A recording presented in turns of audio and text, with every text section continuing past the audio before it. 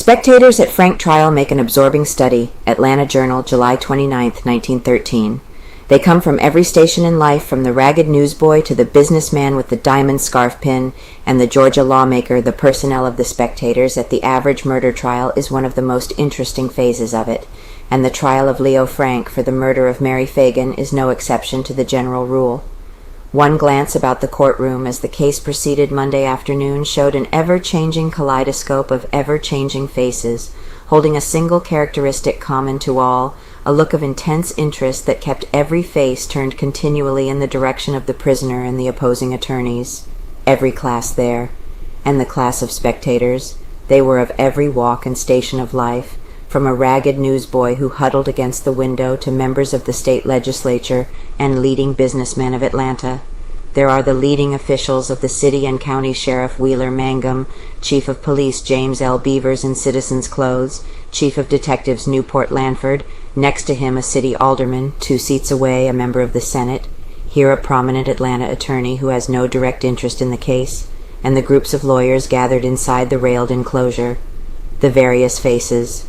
Glance over the upturned faces. You see a man straining forward with both hands to his ears so as not to miss a single word that falls from the lips of attorney or witnesses. He is an old man, perhaps, his saffron face lined and wrinkled, his hair snow-white, and next to him is a young fellow that cannot be over 20 years of age, thin cheeks splashed with the hectic flush, nervous hands resting on the cane, proclaim his cross.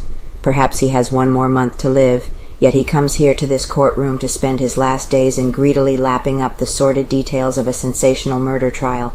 Also the Solons. Who are those distinguished-looking men on the back row? One is a representative and the other a senator in the state legislature. Talk to them, ask them why they are here. They smile and tell you that they just dropped by on the way from a committee meeting at the Capitol. But why? They will laugh in an embarrassed manner and say that they wanted to have one look at the accused, to see that little brown-cheeked man almost hidden down there in front of the attorney and his wife and mother. That is the reason nearly every one of those people will give you for coming to the trial. They just wanted to see Frank.